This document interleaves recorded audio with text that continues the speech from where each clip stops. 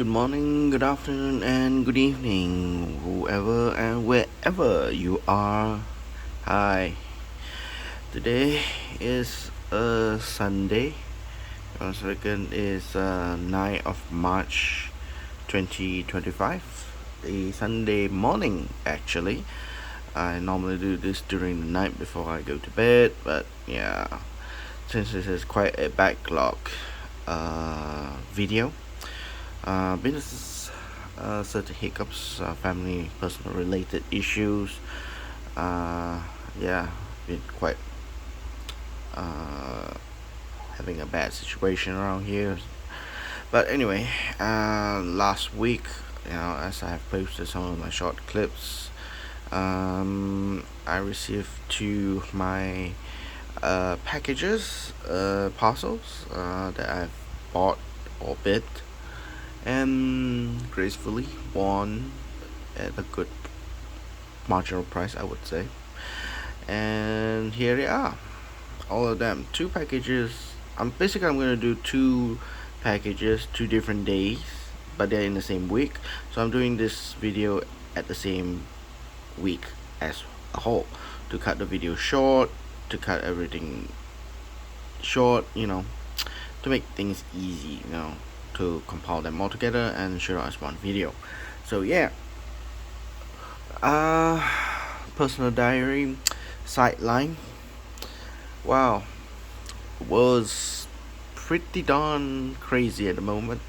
From one day tariffs, from another day off tariffs, yada yada. The world now revolving around tariffs. America, America, America, America, Trump, Trump, Trump, Trump, Trump. That is the headlines that I've been bombarded and hearing across the world. And for those of you who are from Australia, which I'm considered my second home, actually, Australia has been my place where I was educated, my university life, throughout my bachelor and to my master degree in my personal field. Congratulate West Australia's Labour Party for winning a so-called, I would say, a landslide victory. A landslide victory for the third time, actually. Being the second largest majority in their winning history. The first one was actually 4 years ago, of course. It was 52, I believe, more than 50 over seats out of 59, which is a very absolute majority. And then this morning I've heard yesterday's election was also running very smooth. Well, the pre-polls and all was projecting a liberal coalition with the Nationals to win the election at least by 50-50%.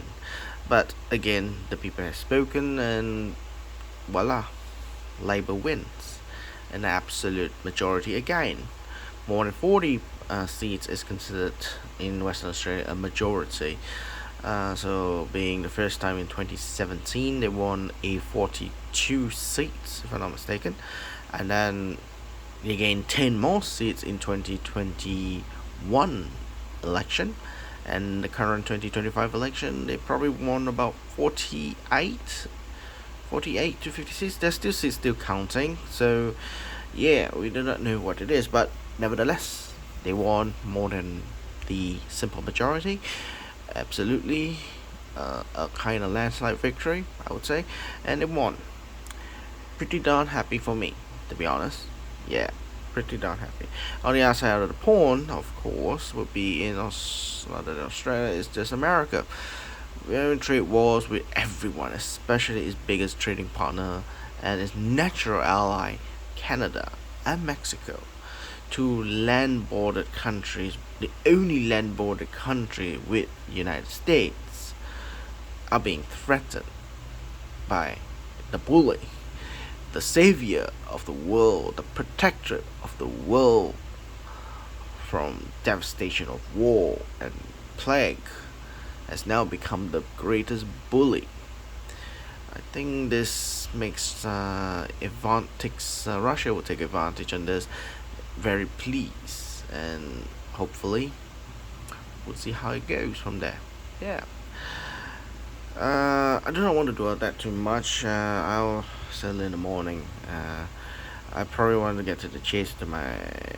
I'm trying to create my videos, no matter how much it is, in less than 45 minutes or so, because the longer it drags, the very boring the video would be. So my objective is to record what other items I have, which are here are the things that I want to talk about.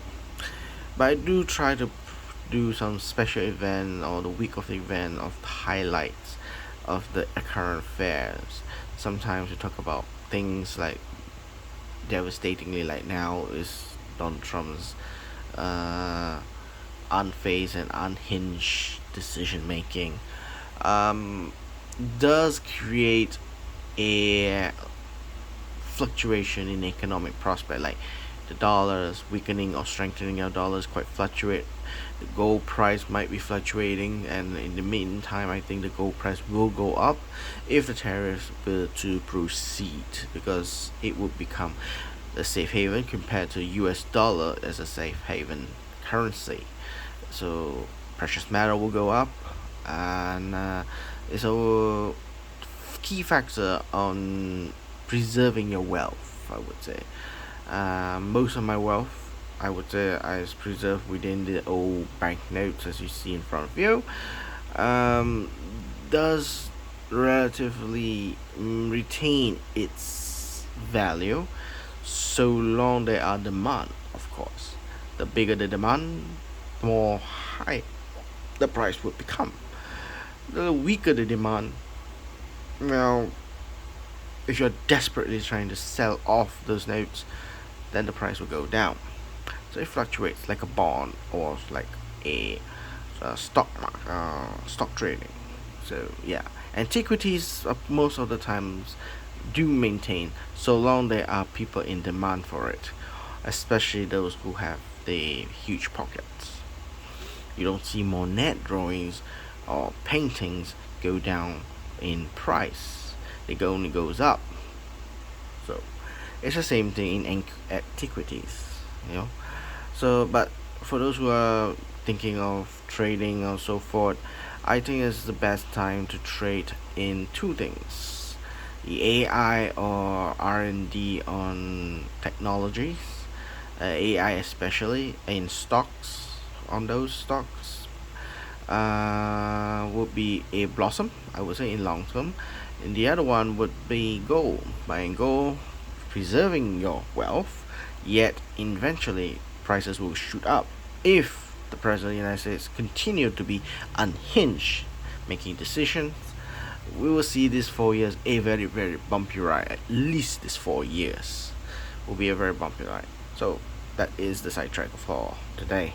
I'll take less than 10 minutes on that. Okay, notes for today. I've got a few notes that I've bought. From Middle East will be the state of Jordan, 10 dinar and 5 dinar. People's Republic of China, I decided to upgrade my note, so I bought this one.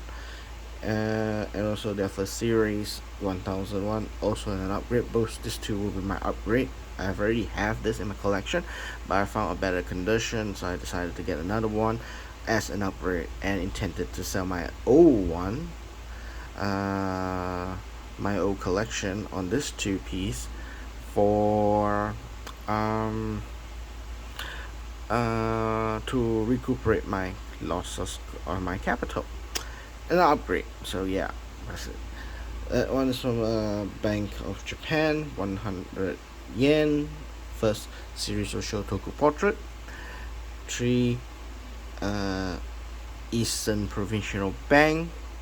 This is a serialized or specialized note series. So if you look at my short clips, I did put up the pick number for this one.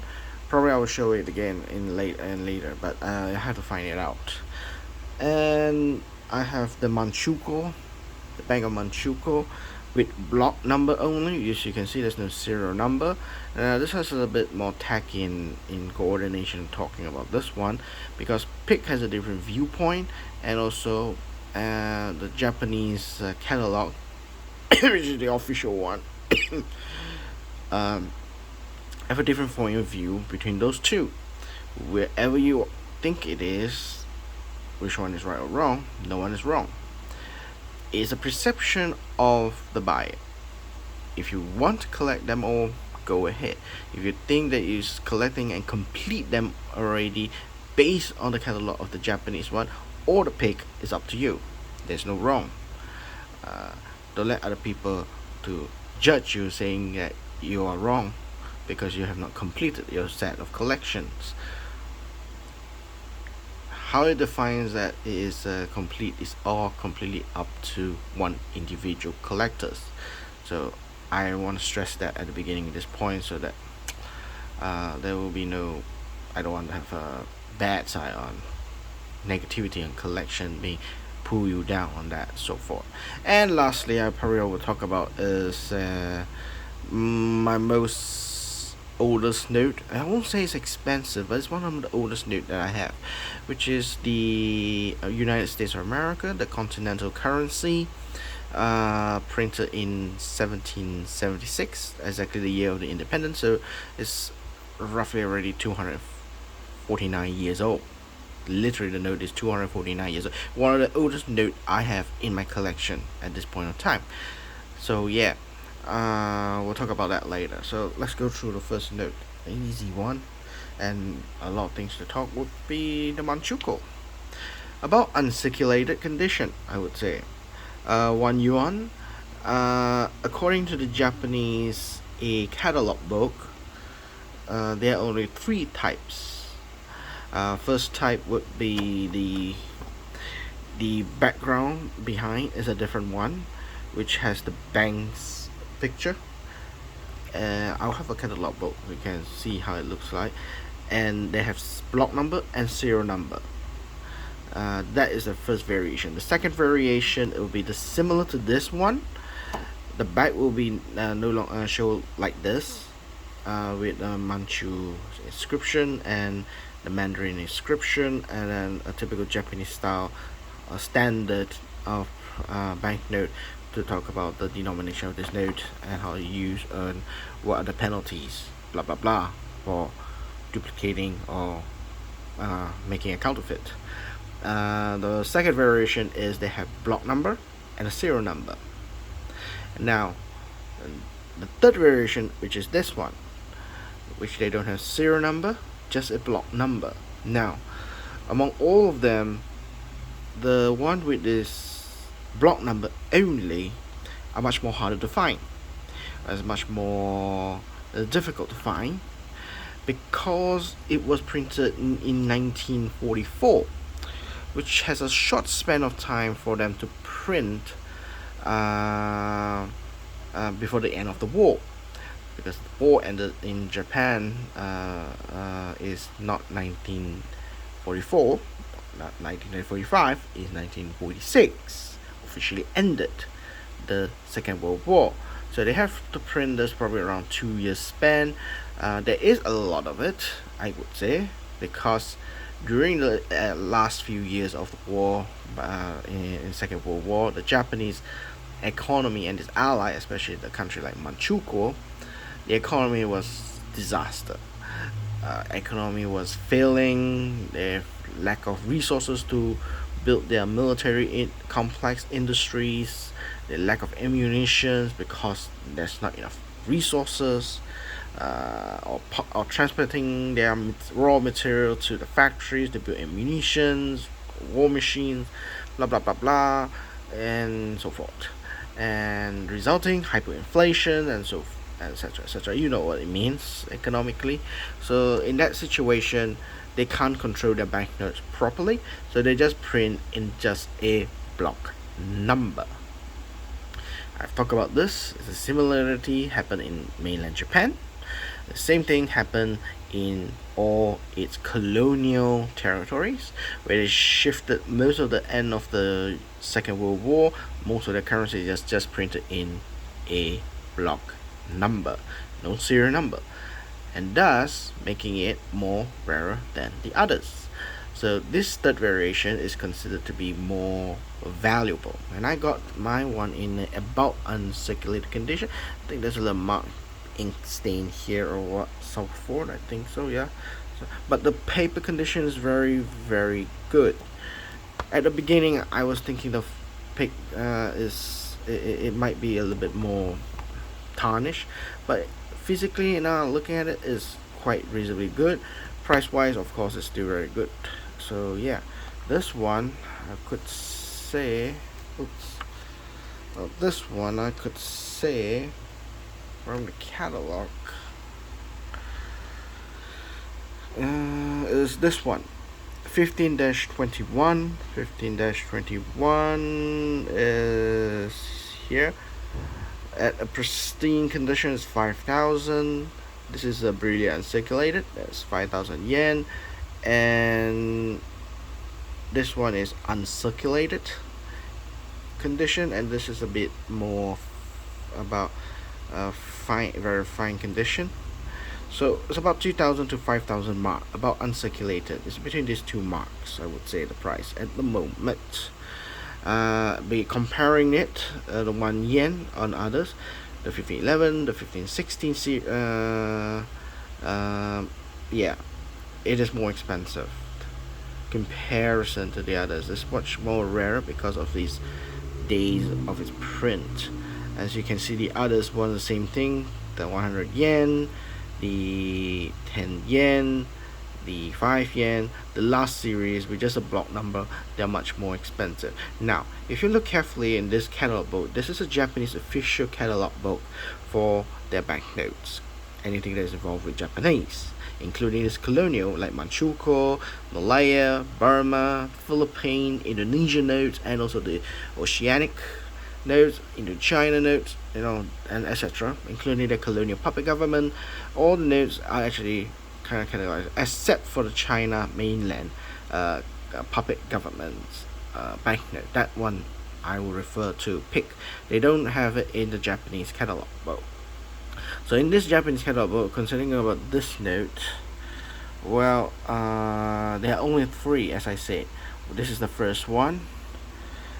The second one is 1516, which they say the back will be something like this, and then the 1511 is the background. It has the landscape and a building. I'm not too sure what the building is.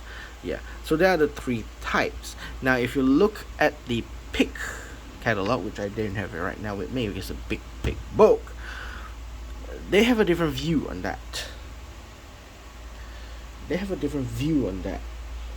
On what is considered a collection. Maybe I can just pop it up in a moment. Yeah, let me pop it up. Yeah, just pop it up from the pick one.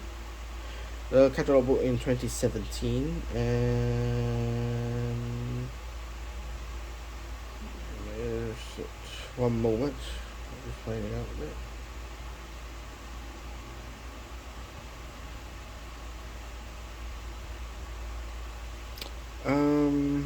Yeah, just going through the pick catalog book. So we have the Federal Reserve Bank notes. I'm just going through the Mengxiang Bank, the Chinan Bank.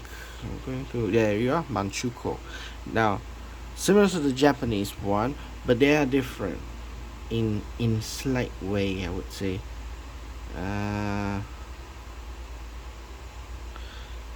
Yeah, here we go. We just go through here. Okay. This one, J, of course the serial number in pick is J1301 yuan, printed in 1937, back on green, yellow on the print, and on the back on the right there's the Tianming building, which is this Tianming, which is the character of the person of the portrait. Now here's the thing, you notice that the variation A, B, and the S tendency we forget about that because that's a specimen note. They're much more difficult to find, and they're absorbent price. I don't collect specimen unless I can get it in a real good price. So let's focus on the A and B. You notice the difference? The Japanese don't talk about the two different variation of the digit serial number. In the pick, they talk about the serial number. The most expensive one is 6-digit serial number, and the second one is the 7-digit number, which is the very common one. So they talk about this one only with these two, whereas they don't talk about the other one of the notes they had. So the other one, it match up here. J135. Again, block number and serial number, and block number only. So, in conclusion, in the pick, there are 4 variations. According to the Japanese official one, there are only 3. So, whichever you want to see, it depends on each individual collector. So that's one lesson that we can learn. Now, normally, the root of the pick is to get the information from the official catalog of its native country, either it's the Japanese or the Chinese. Now, the pick has decided to pick up from the Chinese, SM, if I'm not mistaken. If I'm correct me if I'm wrong, okay? But they didn't pick the Japanese one. That's the thing. They didn't follow the Japanese one. But also, the Japanese one, they only have 3 variation. They don't include the one with the serial number, 6 numbers, or 7 numbers. So yeah. So if you're thinking of following the pick, be my guest. If you're following the Japanese one, also be my guest. No one's wrong, no one is right. But it's something to to spark up some educational or realization degree of knowledge to understand that there are some loopholes or gaps in between and so forth. So this one was a promising note that I got. It was a great bidding, I would say. Definitely below the value of its note itself price, I would say. So it was a great deal, I would say, in the auction. So I'm quite happy with this by my side. So yeah. Oops. I turned on the fan, so I'm gonna put it one side. The next note is my upgrade note. Nothing fancy. I've talked about this note before. 2 yuan. Okay. 2 yuan.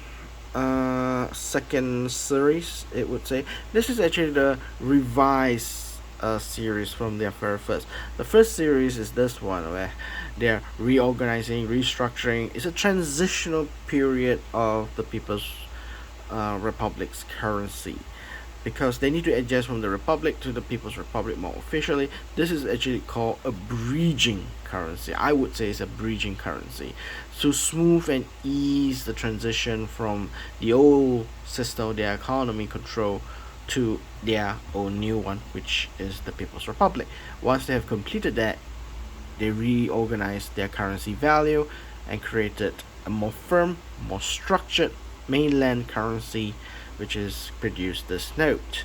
Now, this note is printed in 1953. It was designed in 1953 and assumed it's printed in 1953. With the limitation of knowledge I have, is probably designed and printed in 1953, but is issued on 1955, 2 years later. So yeah, the note itself, nothing fancy. It's quite reasonably priced to achieve to get this, but I've upgraded the condition. This is about circulated to extremely fine condition, I would say. And from the video, you might look at it as very not too shabby, not too looks very good condition, but yeah, physically I can see here it's not so. with my own eyes. Serial number, is it replacement note? No, 2290. It's not a replacement note. So out of luck. I wasn't very lucky in that, but never mind. But it's a good upgrade for me to get this note. Condition wise, the color is all very beautiful, I would say, compared to my old one, which has a lot of pen marks. So yeah, this note I'm going to be upgrade. My old one will be on sale. I'll probably put it auction or grade it and then sell it at a better price. But yeah, at the moment I'm not desperately trying to sell, but if people are willing to give me a very good price, I'm probably thinking of, let it go, my old one, because I now have a better one. So yeah, 2 yuan, nothing special in that. My next target on this series, 3 yuan. Wink wink. I don't know how I could get a good price for a 3 yuan banknote on this series. Hopefully I would get. Okay. Let's go through this one. First series, an upgrade for me also. 1000 yuan. This is the more among the series of 1000 yuan. They have few types of 1000 yuan. So this is the one that is the most common and most printed type of a 1000 yuan. Of course, during this, as I say, this is kind of a transition period of China's economy and restructuring financially from a liberal to more communistic system, more planned economy. This is more throughout across a mainland China side of use. Now they have certain areas, certain region they print out the notes because they are all decentralized at that time. They are short period of time, they can't print in centralized, they were rebuilding it, restructuring everything, so they maintain what it is. Decentralized printing, design also is different, and the wording is different. The most expensive ones, the versions, of course there are two versions. That's the most expensive one, which is very very difficult to find, very very limited, which is the Inner Mongolia version and the Xinjiang version. Both of these versions are the most rural, the most outback in China, and the least populated areas. So the printing numbers are very small, and the usage is very rare at that point in time. So they were virtually very difficult to find. I would say impossible to find, and vastly expensive. At least I would say if you're lucky you can get it. You gotta have 6 figures of US dollar, 6 figures of US dollars to get those notes, to obtain that. You gotta have a huge capital, a deep pocket, I would say. But the notes like this, they are widely available. These are kind of very cheap note, I would say. Of course, when I say cheap, comparison to all the Chinese of the first series notes, this is considered the cheapest one. Alright? We're not comparing others notes and so forth, or the other timeline and so forth, but within its own series, among all the denominations they had, this is one of the very cheap ones to get.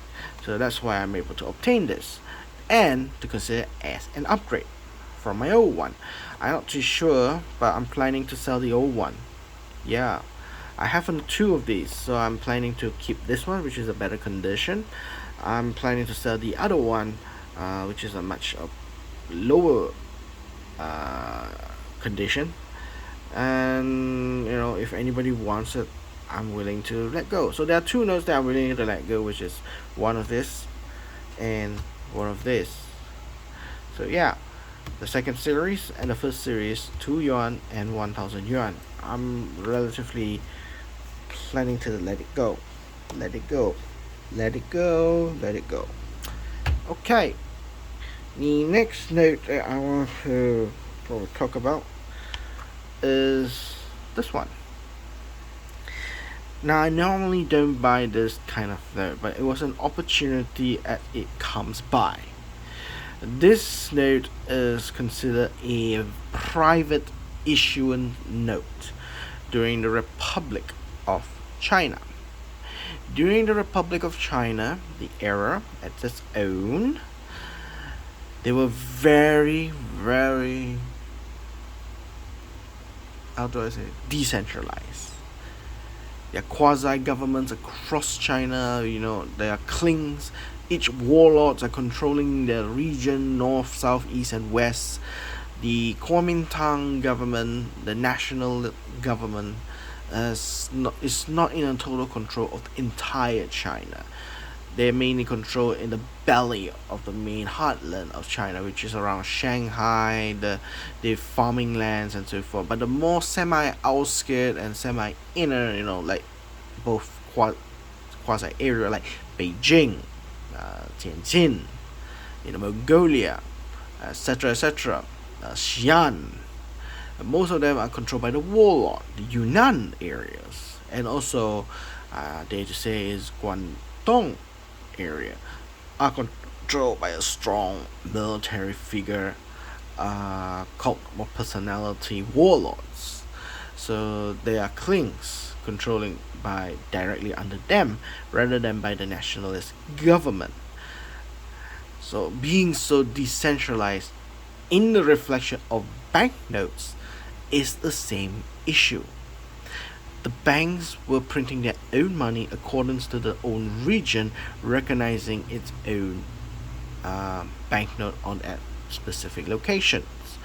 For instance, this is known as a banknote name. It's printed by the three the Eastern Bank, provincial bank. Now, this is written as a three Eastern Provincial Bank in Chinese. Very uniquely, they put the serial number is on the sideways rather than following the portrait. Maybe due to the limitation of the space, but yeah, very creative. I think myself is very creative in design. And this is actually 10 cent. Again, typically, a front of the note purely Chinese, purely Asian, purely local. The back is more of its foreign relation notes. It's new. So it's written in English, it's written in Manchu or Mongolian if I'm not mistaken, and it's written in Russian. That's right, it's written in Russian. Now this one is the Eastern Provincial Bank, or at that time they call it the Chinese are more likely they call it the Three Eastern Provincial Bank. I don't know why they removed the three, but yeah, anyway, the official English name is the Eastern Provincial Bank.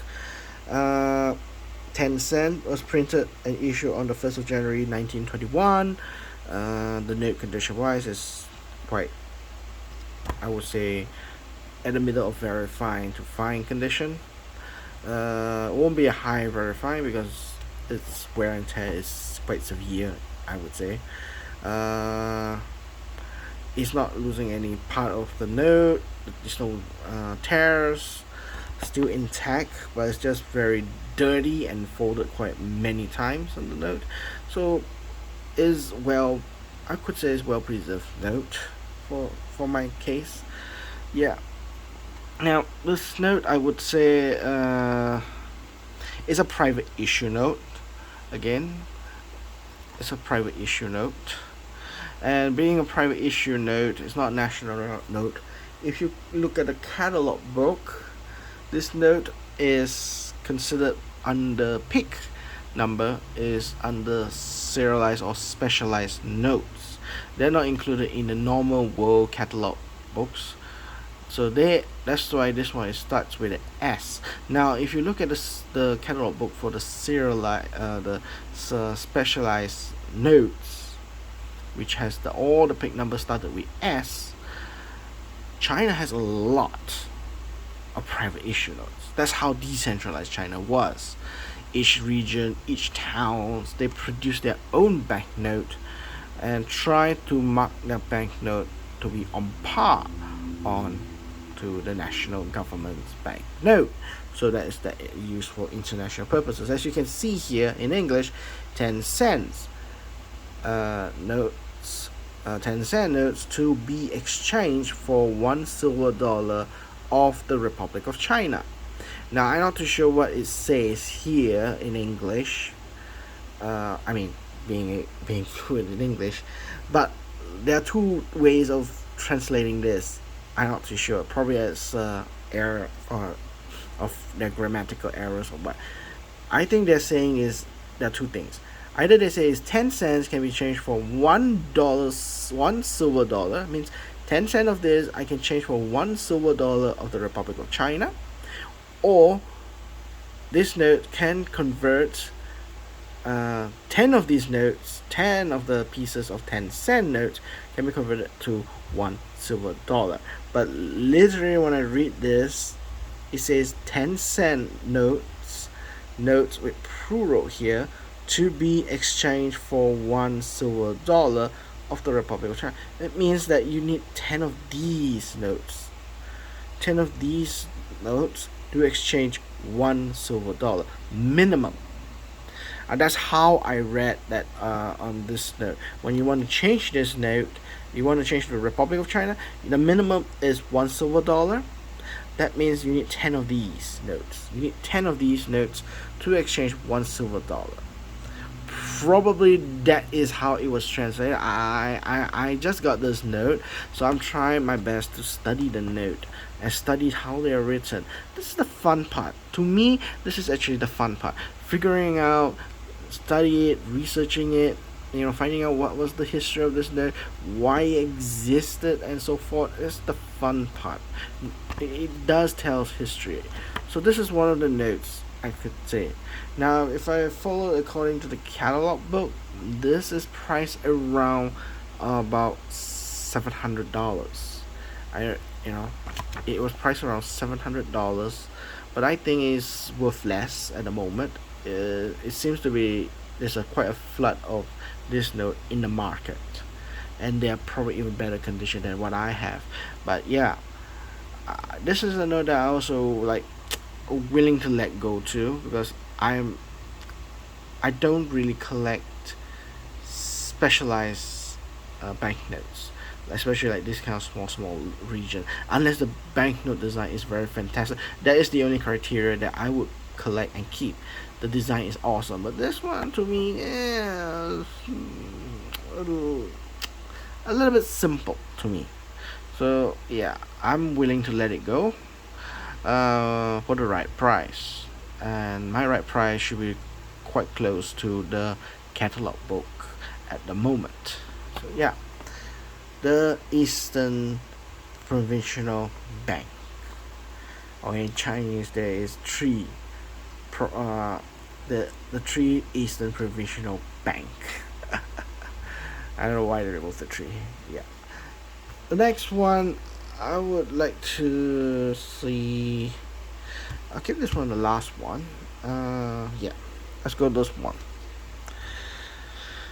Another collection in my Japanese, another one completed. And this one kind of completes itself.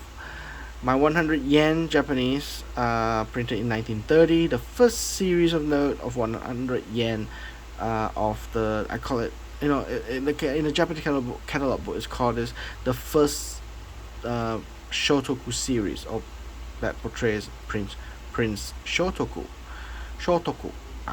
If my pronunciation is correct, Shotoku. This is the first one they printed out with his portrait. Then subsequently the other banknotes they produced up to the 5,000 yen in the modern day Japan, which is in 1960 to 1970. They printed Prince Shotoku on the banknote of Japan for 5,000 and 10,000 yen. So that was the last series that prints his portrait on the banknote. And then subsequently, the banknote we will see today, from 1980s to today, the Bank of Japan prints a portrait only people who are contributed to Japan's economy, academic, or research and development kind of thing. So that's where their projection of who will be on the money. The question to arise that who will be on the money for the Japan is As I have just said, that's my answer. They no longer put the emperor's face, the people who are the leaders, the prime minister face, powerful and rich people who govern the country and lead the country. Yeah, they no longer put that anymore, like Prince Shotoku did. So yeah, that's a great transition. That, some sideline tricks of the to answer the Japanese banknotes. Why? So this one is the first one portraying Prince Shotoku, 100 yen, printed in 1930s. It was a peak of their war. They were peak of economy. They were masculine at that time. They were winning the war. Just put themselves alliance with the Axis power. So this is the reflection of the note of that era. It has watermarks over here. Actually, there's a whole strip here. Then they cut it. Strip here, there's a watermark. I think the watermark is the phoenix. There are two types of watermarks. I can't find the other one, but I only find one type. Either it is the kirin flowers, like the kirin leaves, like this, or it's the phoenix. There are two types. So I'm not too sure this one is which actually. So more research to be found. As you can see, they're printed in a much more controlled manner. They have serial numbers and they have block numbers. So once the serial number has reached maximum of the number, 800,000 I believe, they will switch their block number. Again, replacement note for this type of eras, 1930s, if the first letter of the number is 9, then they are replacement notes. The back, among all the 100 yen series note, the first one is more controlled, much more beautiful, much more better quality in design and engraving. Of course, subsequently as war goes by in Japan, they have to simplify it to make it quick, and the printing, the ink colors are much more disastrous. But this is one of the beautiful ones. The very first one, when they're peak, the empire was peak, and they have control that they can find the notes. This note is actually cut between two because that is the other side of the sheet which record that this note is what like a receipt in your Terra. You have one copy of your own and then the other one is a copy for you. So they had done the same thing. There's an extra copy here recording the serial number and the block number of this note on the side here, and they cut it half so that once they want to verify it, they can join back.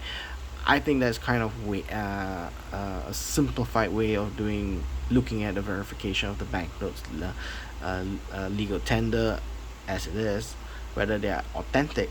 But it's a waste of time if you have 1 million notes or more than that. One note at a time, probably, yeah, sure, well, look at that, it's validated. But when you have thousands of notes or millions of notes to verify it, I think it's just a waste of time. It's a much more older times, a much more inefficient, can't say that in Japanese, right? Inefficient way of validating the notes. But yeah, that is the time. So this note kind of completes me. There's another note for this variation, which is they have a revalidation of the note of 100. Yeah, after the Second World War, they'll see a small stamp note on top of here. Now those stamps is to re-evaluate the note to be considered legal tender after the Second World War. At that time, industries were collapsed. Empire of Japan was collapsed. Nothing remains. So they can't print new notes immediately. They don't have the resources, they don't have the factory, they don't have the infrastructure. So they just use by the old notes and use a stamp value at 100 yen and just paste it on that and became a new note. So it's done in Austria, it's done in all the Axis power countries that has defeated Italy, France, Germany especially.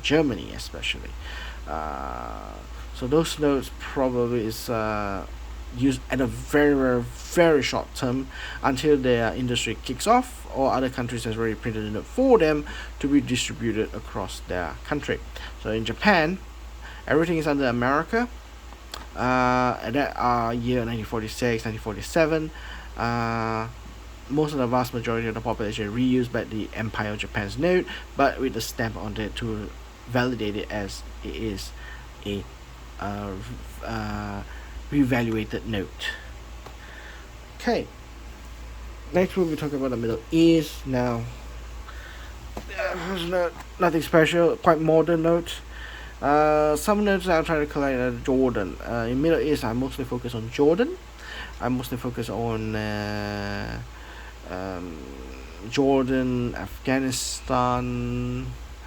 Not many particular notes that I collect in Middle East. I start Jordan and also Saudi Arabia, but yeah, not much on that. Older notes I kind of avoid it, but probably the modern or current notes I've collected, like this one, Jordan. Jordan is the one that I particularly focus on, and yeah, this is the 5 dinars printed in 2012.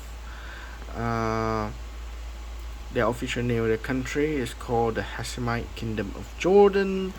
They are descendants of the Hashemite. They were the last stewards, or the people who maintained the Mecca before the House of Saud took over, which became Saudi Arabia today.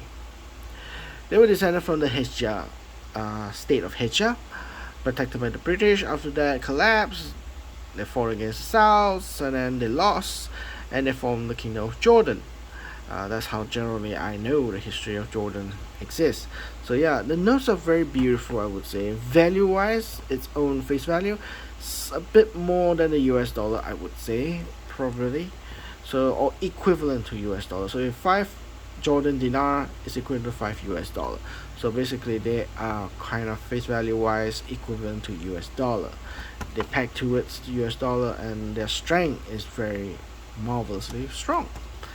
So yeah, 2012 5 dinar Jordan, nothing special. It's a very current note. Today you still use this note. Of course, they have already designed a newer note. This is the last series. There's a newer note. I have that, so I'm actually working backwards on the collection of my notes.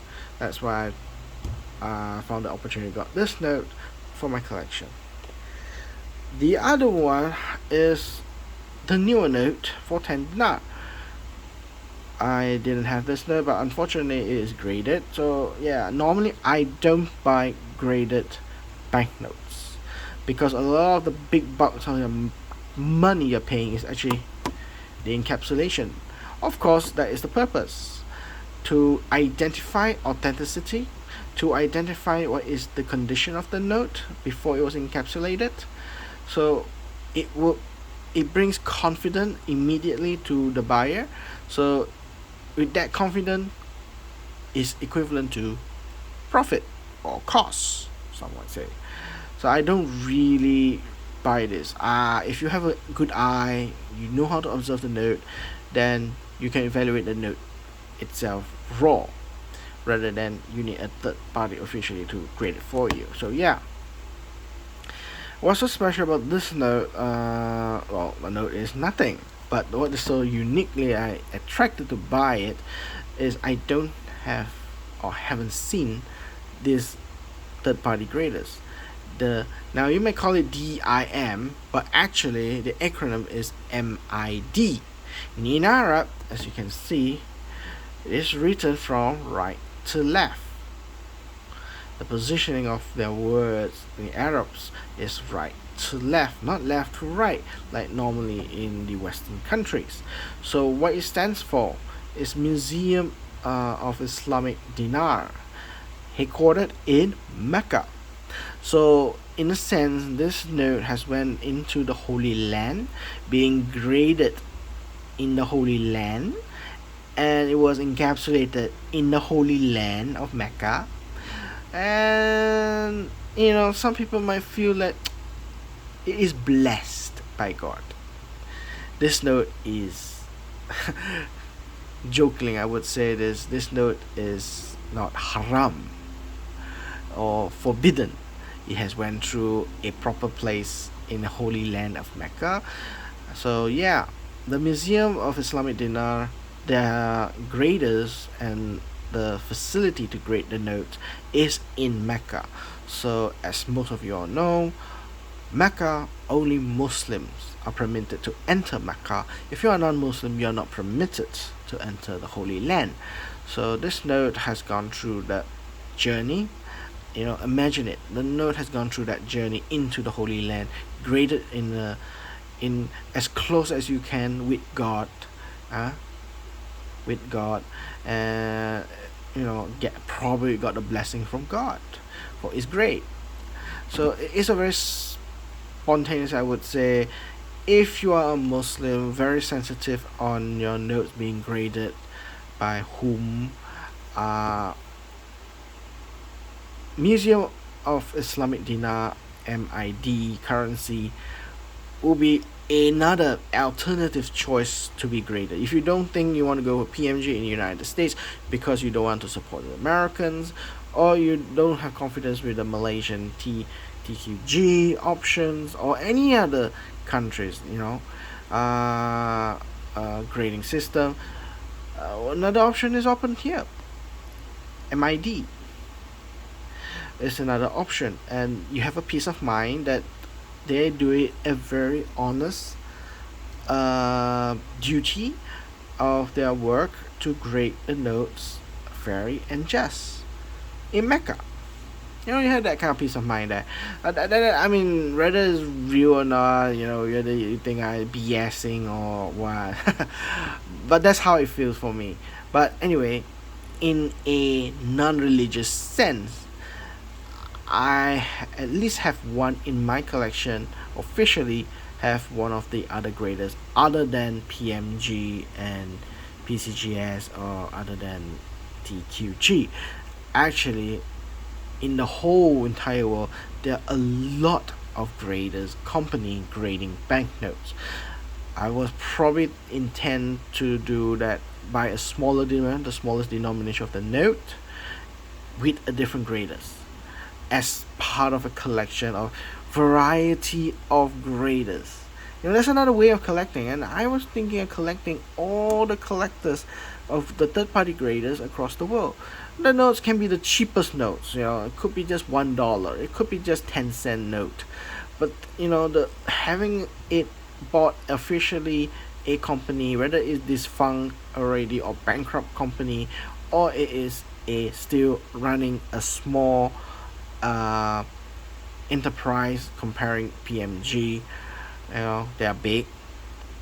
It's a good way of collecting. Also, another way of collecting third graders companies achievement of graded products.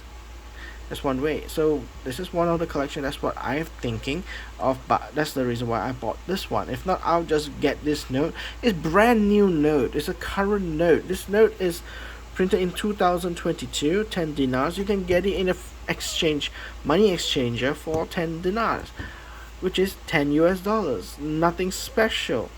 The note is just plain. The idea is I just bought because this is MID. I've never heard about this one. So yeah, that's one reason why I bought. But anyway, I don't have this note, so it's a two birds in one stone kind of scenario for me. And now the last and but not least, this humble note, this rag of note, is a note from the United States of America. Let me take out the plastic. This is a United States note. It is considered a continental currency, printed and issued in Philadelphia. It was printed, probably approved to print and used on May 9, 1776. Yeah, as you can see here, May 9, 1776. Now, some of those words I can read. I think, it says continental currencies, $7.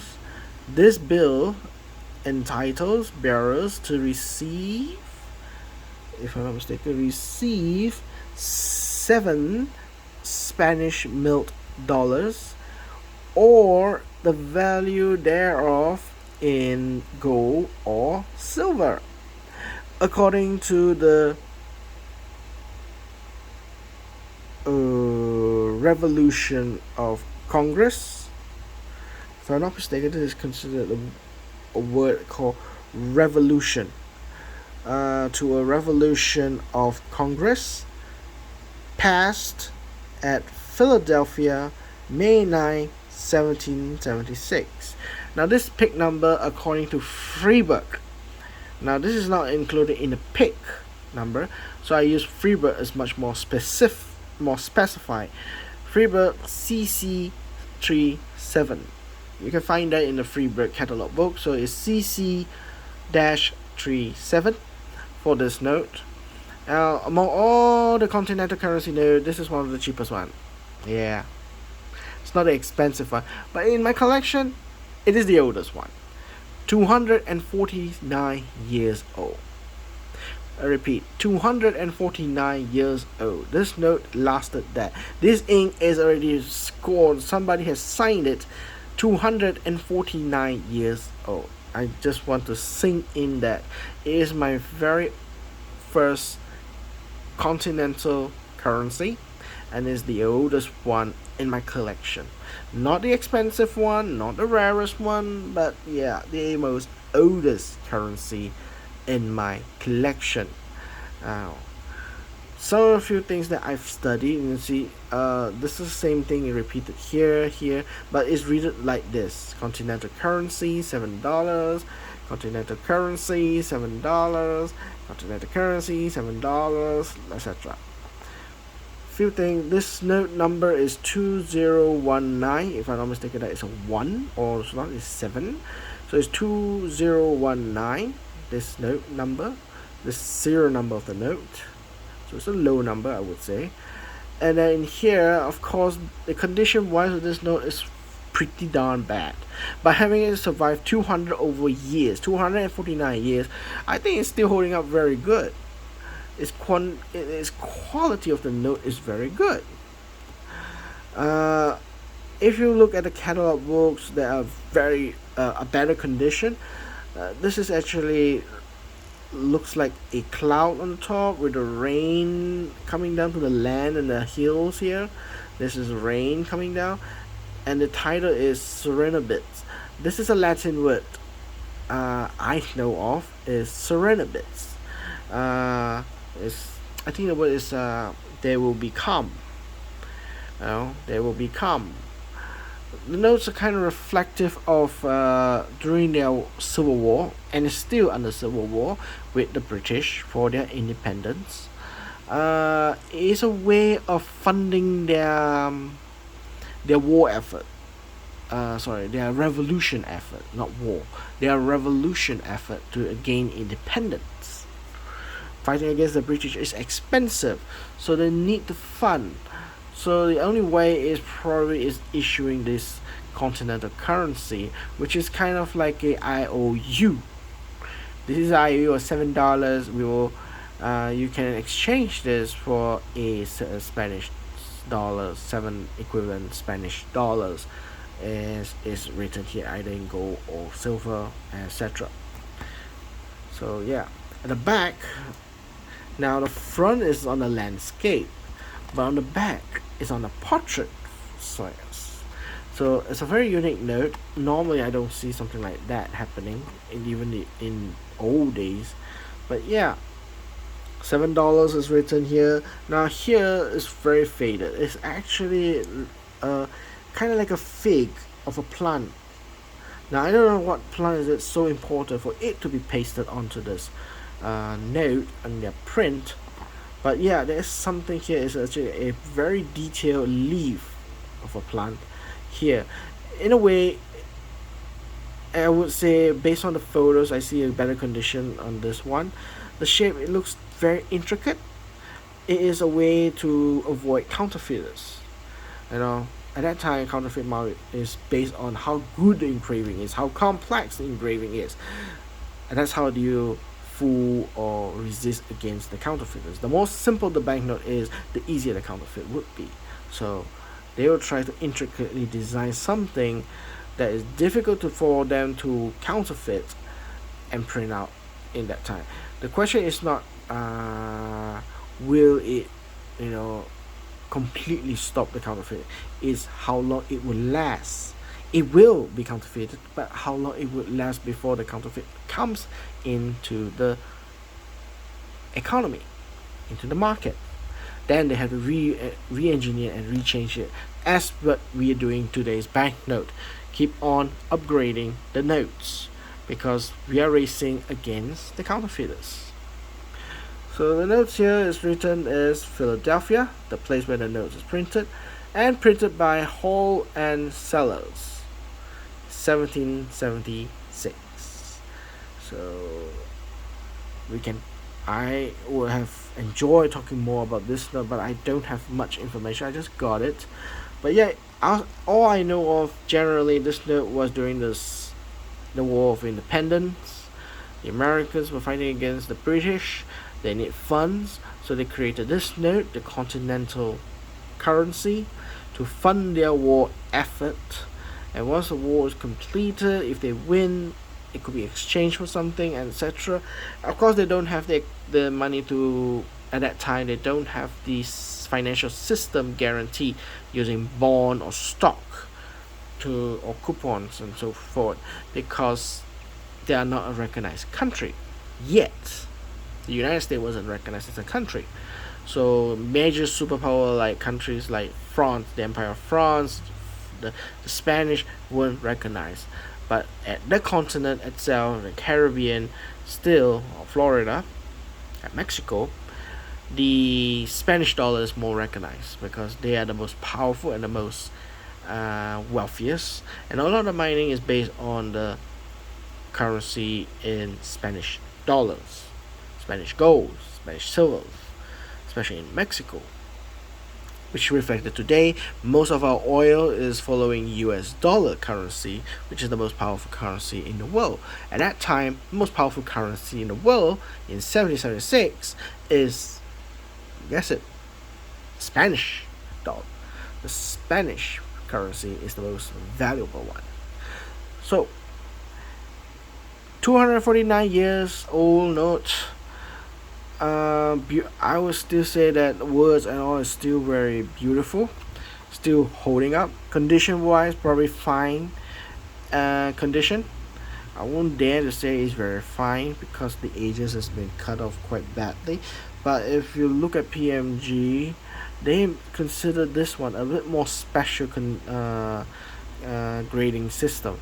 So they probably grade this as very fine condition. I've seen a very fine condition in PMG look like this. But if you ask me, it looks like fine condition rather than very fine. You know, comparing my other notes, this note's are even better condition than this note. This note is, you know, from Bank of China. It's even better than, and they are graded 12 and 12. I don't know how this is very fine, but yeah. We'll see how it goes. I'm considering on grading this note, my very first and the oldest notes from during the pre independence period. So yeah, well, that's all for today. All my notes that I have talked about that's I have it for today. So yeah, I'm quite satisfied that this week have arrived notes. And probably next week there will be a function in Times Square that I'm going to attend, and after that probably I will be off overseas outstation for about 2 weeks, and I won't be doing any videos probably into that 2 weeks time period until April. So let's see how it goes. I would say that yeah, I would like to say that thank you very much for you guys watch my video. If you like the video, do subscribe and give some likes, thumbs up. If you have questions or any comments, I will gladly open arms to accept it and read it. If I'm wrong in any way, do let me know to correct me if I'm wrong, you know. share your knowledge. If you have additional knowledge, I will be happy to. And beyond that, yeah, mm, I am, as I put a disclaimer, always, I do this for my own personal use, to record as like a diary and save it in the YouTube's library space, and in a way that I want to share my knowledge and my collection to the world, so that other generation get inspired, or getting people to inspire in collecting and keeping them more awareness of the banknotes has a value. Again, I just realized, as banknotes start to dwindle, it won't be extinct for next 100 years. I don't think so. It will still be in use as a currency to exchange wealth. But we're seeing more and more people excluding their wallet, excluding themselves having a physical money in their wallets. As we are moving into a digital currency, everything is beyond in the e-wallets. We call it electronic wallets, where you transact your money through mobile phones or through computers, laptops, etc., etc., etc. More and more people have not seen banknotes. Specifically, I would say, specifically like in China. So when if you go to China, your experience in China, a lot of people don't carry money with them. All the money is in bank, in their account, and when they buy something or purchase something, they use their phone to tap it off, to pay for it. So they don't have physical money anymore in their hands. More and more started to grow in such a way, in such a manner. So yeah, uh, as we go by this journey and on, more and more the banknotes will become less use, which means it will prompt the government and the central bank to print less quantities. So when they print less quantities, everything will be more rarer, more expensive probably. But to see currency, physical currency, goes out, all the fiat money's physical object of the fiat money to go off, probably in the next 100 years, then we might see an extinction of this physical money, where everyone, a majority, will be using a digital currency to transact their money. So I would like to say it again, thank you very much for your time, and I hope to see you again real soon. Bye.